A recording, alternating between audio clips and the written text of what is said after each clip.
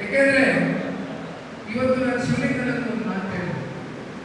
ಶಿವಲಿಂಗನ ನಾನು 2 ದಿನದಲ್ಲಿ ನೀವು ಈ ಮಟ್ಟಕ್ಕೆ ಇಷ್ಟು ಉತ್ಸಾಹತೆಯಿಂದ ಇಷ್ಟು ಹುಮ್ಮಸ್ಸಿನಿಂದ ನನ್ನನ್ನು ಸ್ವಾಗತ ಮಾಡ್ತಕ್ಕಂಥದ್ದು ನಮ್ಮ ಮುಖಂಡ ಕಾರ್ಯಕರ್ತರು ಈ ಮಟ್ಟಕ್ಕೆ ಈ ದೊಡ್ಡ ಸಭೆಗೆ ತೆರಳ್ತಾರೆ ಅಂತಕ್ಕಂಥದ್ದು ನಾನು ಮನಸ್ಸನ್ನು ಊಹೆ ಮಾಡಿಲ್ಲ.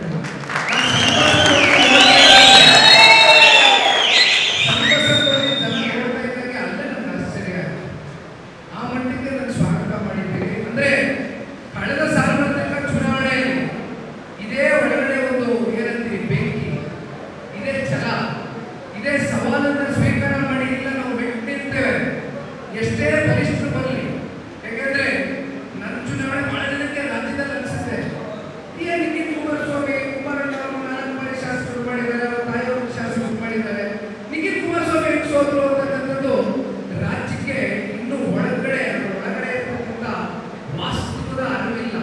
ಯಾಕೆಂದ್ರೆ ಚುನಾವಣೆ ಮಾಡಿದವ ನಾನು ನೋಡಿದ್ದೀನಿ. ನನ್ನ ಸೋಲಿಸೋದಕ್ಕೆ ಇವತ್ತು ನಮ್ಮ ಜೊತೆ ಇದ್ದೀವಿ ನಮ್ಮ ಮಿತ್ರ ಪಕ್ಷದ ನಮ್ಮ ಸಹಪಾಠಿಗಳು ಅವ್ರ ಬಗ್ಗೆ ನಾನು ಚರ್ಚೆ ಮಾಡಬಾರ್ದು.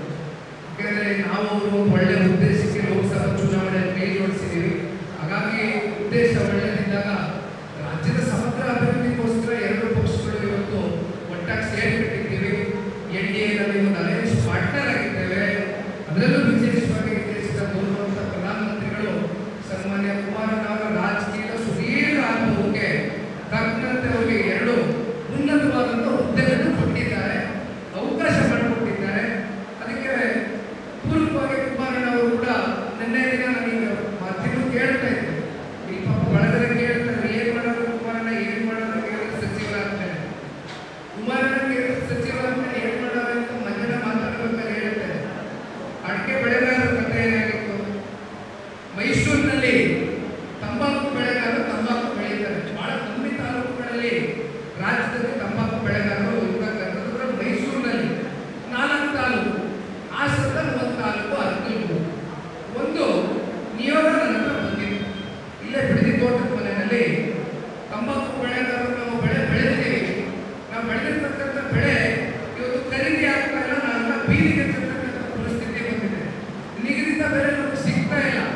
ಯಾವ್ದಾದ್ರು ರೀತಿಯಲ್ಲಿ ಕುಮಾರಣ್ಣ ಅವರು ಕೇಂದ್ರ ಸಚಿವರಿದ್ದಾರೆ, ದಯವಿಟ್ಟು ರೈತರನ್ನ ಬೀದಿ ಪಾಲನ್ನು ಬಿಡುಗಡೆ ಇರ್ತಕ್ಕಂಥ ವಿಷಯವನ್ನು ಮುಗಿಸಿದಾಗ ಅವ್ರನ್ನ ಡೆಲ್ಲಿ ಕರ್ಕೊಂಡು ಹೋದೆ.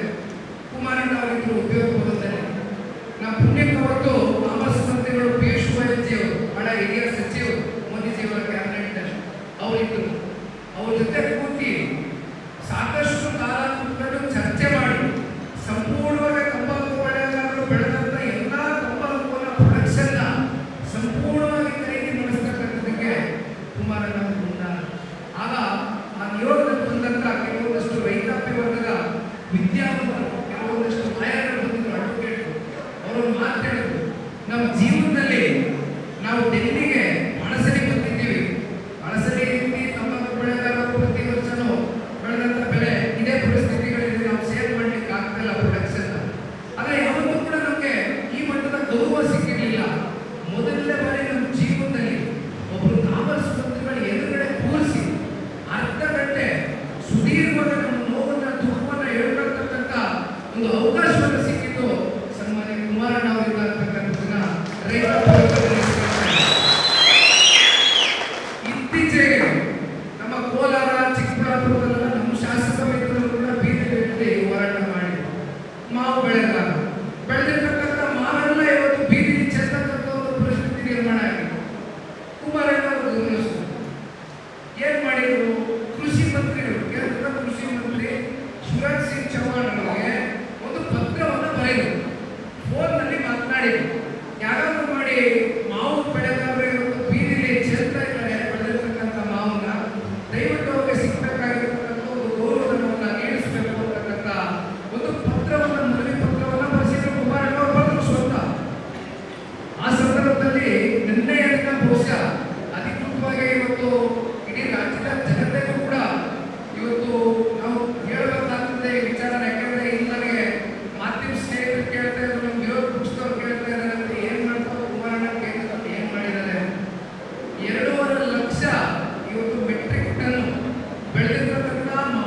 ಆಟಗಾರರಿಗೆ ಆ ಪ್ರೊಡಕ್ಷನ್ ಖರೀದಿ ಮಾಡ್ತಕ್ಕಂಥದ್ದು ಅಷ್ಟೇ ಅಲ್ಲ, ಅವ್ರು ಏನು ಒಂದು ಬಯಸಿದ್ರು, ಒಂದು ಗೌರವ